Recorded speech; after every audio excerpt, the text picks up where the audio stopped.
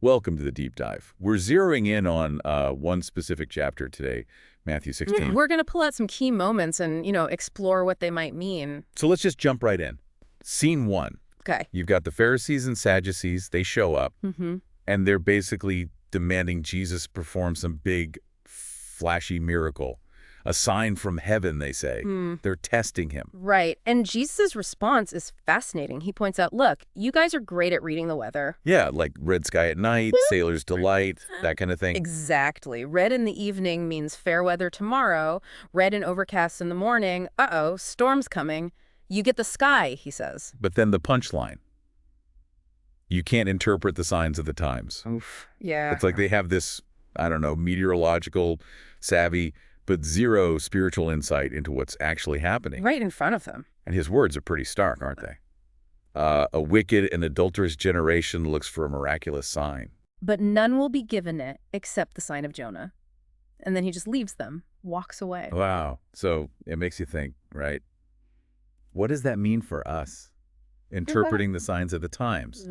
Then and, well, now. It's a huge question. Are we just looking for the spectacular, the obvious proof? Or are we trying to understand the deeper currents, the real meaning behind events, looking beyond the surface? That whole surface versus depth thing, Yeah. it actually comes up again like immediately after. It does. So Jesus and the disciples, they cross the lake. And the disciples have this moment of panic, like, uh-oh. We forgot the bread. Classic. Right. And Jesus uses this moment to give them a warning. Seems simple enough. Yeah, he says, be careful, be on your guard against the yeast of the Pharisees and Sadducees. And naturally, what do they immediately think? Lunch. Exactly. They start whispering among themselves, oh, he must be saying this because we forgot the bread. They're totally stuck on the literal. Their own mistake, yeah. They're worried he's mad about their oversight. It's such a human moment, isn't it? Yeah. Missing the whole point. And Jesus hears them, of course, and his response, it's gentle, but it's definitely pointed, like, really? He says, you of little faith, why are you talking about having no bread? Do you still not understand? And then he jogs their memory. Right. He says, don't you remember? That time we fed 5,000 people with just 5 loaves. And how many baskets were left over? And the other time, feeding 4,000 with 7 loaves. And all those leftovers. He's basically saying, guys, come on. You saw me conjure feasts out of almost nothing. Twice. Do you really think I'm worried about a packed lunch right now? Seriously, he asks them point blank, how could you not understand I wasn't talking about actual bread? And the text says, then the penny drops. It's a light bulb moment. It's finally realized, oh, he means the teaching, the influence, the stuff the Pharisees and Sadducees are spreading. That's the yeast. And that metaphor is so powerful. Yeast, it's small and visible almost once it's mixed in. But it works through the whole batch of dough, changes everything. Exactly. It's a perfect image for how certain teachings or, ways of thinking can just subtly take over and corrupt things. So getting that physical bread versus this influential spiritual yeast, that was crucial for them. And it's crucial for us too, isn't it? What ideas, what influences are kind of yeasting their way into our thinking without us even noticing? Good question. Yeah. Okay, so from misunderstanding yeast. The scene shifts again, dramatically. They head up north to the region of Caesarea Philippi. And here Jesus asks this really pivotal question. He starts broad. Yeah, first he asks, who do people say the Son of Man is? Like, what's the word on the street? And the disciples report back. The general buzz. All sorts of theories. Some think you're John the Baptist come back. Others say Elijah or Jeremiah or maybe one of the other prophets. Interesting guesses. But it's all external chatter. Right. It's what other people think. And then Jesus brings it home. He looks right at them. But what about you? Who do you say I am? That's the question, isn't it? The personal one. No hiding behind popular opinion. And Simon Peter steps up, delivers that iconic line. You are the Christ, the Son of the living God. Boom. That's it, the core confession. And Jesus' reaction just underlines where that understanding came from. Totally.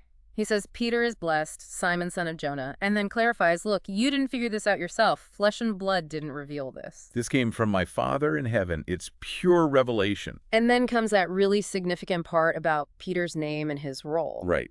You are Peter, which means rock. And on this rock I will build my church, and the gates of Hades will not overcome it. Huge statement. And the authority he gives Peter. Immense. I will give you the keys of the kingdom of heaven. Whatever you bind on earth will be bound in heaven, and whatever you loose on earth will be loosed in heaven. Wow. And after all that, this incredible high point, Jesus tells them, okay, keep this under wraps for now. Don't tell anyone I'm the Christ. There's so much packed in there. Absolutely. It shows that real understanding, real identity, it comes from God, not just human reasoning or popular polls. And that foundation, whether it's Peter himself or maybe his confession as the starting point. Something unstoppable is built on it. The church. And those keys, they represent real authority, right? Like managing access, discerning what aligns with God's kingdom. Okay, but then, the whiplash.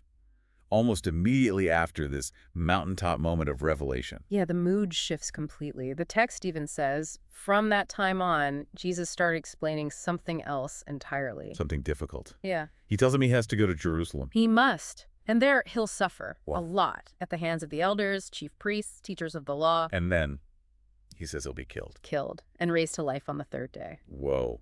Okay, wait. Suffer. Killed.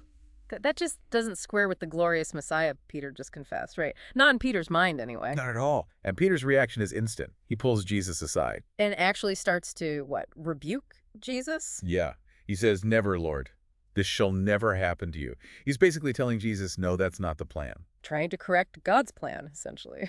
And Jesus' response, it's probably one of the most shocking things he says to any disciple. It really is. He turns to Peter and says, Get behind me, Satan. whoa. Just from rock and blessed to Satan in like minutes. You are a stumbling block to me. You do not have in mind the things of God, but the things of men. How do we even process that? The same guy speaking Revelation 1 minute and channeling, well, human thinking, or worse, the next. It's that stark contrast again, isn't it? Divine insight versus human perspective. Totally. The confession was God-breathed truth about who Jesus is, but the rejection of suffering, that was pure human logic, wanting the glory without the necessary path through the cross. Makes sense. And when Jesus says Satan, it's likely less about calling Peter the actual devil and more like identifying the source or the nature of that perspective in that moment. Ah, okay. Like, you're thinking like the adversary right now. Exactly. You're echoing the voice that wants to divert me from the mission. It's a powerful warning, isn't it? Even after incredible insight, we can snap right back into seeing things only from our limited, often self-protective human viewpoint. That tension is just woven through this whole chapter. Human ways versus God's ways. Definitely. And right after correcting Peter's view of his path, Jesus turns and lays out what the path looks like for anyone who wants to follow him. That's challenging. Understatement. He says, if anyone would come after me, he must deny himself and take up his cross and follow me. Deny yourself, take up your cross. That sounds costly, Oh. painful even. It is. And then he hits them with that paradox about life itself. Right. For whoever wants to save his life will lose it. But whoever loses his life for me will find it. It flips everything upside down. And then that ultimate value proposition. Yeah. What good will it be for a man if he gains the whole world, yet forfeits his soul? Or what can a man give in exchange for his soul? Puts everything in perspective, or it should. He connects it all to the future, too. Oh. Accountability. For the Son of Man is going to come in his Father's glory with his angels, and then he will reward each person according to what he has done. And he wraps up this section with that statement that scholars debate a lot.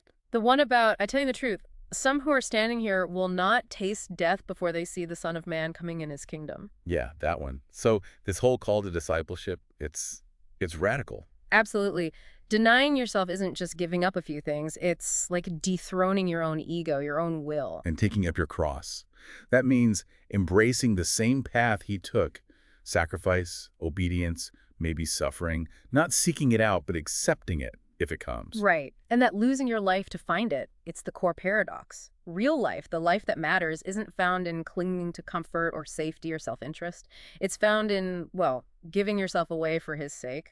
Allegiance to him and his mission. It forces you to ask some hard questions, doesn't it? Like, what does denying yourself look like for me today? Is it one big thing or just a daily posture? And taking up the cross, how does that translate? And how do you even weigh your soul against everything else the world throws at you? Those are the core challenges this chapter leaves us wrestling with. So looking back at Matthew 16 as a whole, it's just this incredible journey in one chapter. It really is. You go from people demanding obvious external signs To the need for spiritual discernment, for seeing beneath the surface. from misunderstanding something as simple as bread. To grasping the deep impact of spiritual teaching at yeast, Then that peak moment, the divine revelation of who Jesus is. followed immediately by the clash with human resistance to his necessary suffering.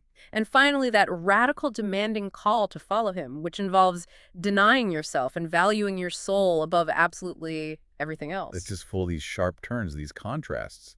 External versus internal, human versus divine, identity versus mission, glory versus cost. Constantly pushing the disciples and us to a deeper level of understanding and commitment.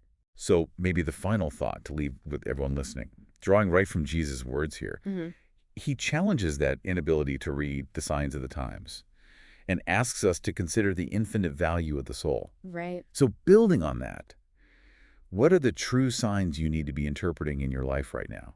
Not the sky, not the flashy stuff, but the subtle indicators of where your real trust lies, where your identity is rooted. And related to that, what does it actually look like for you today to gain your soul? Not just save it for later, but to truly gain it, to live from that place of ultimate value now. Deep questions to ponder from Deep Chapter.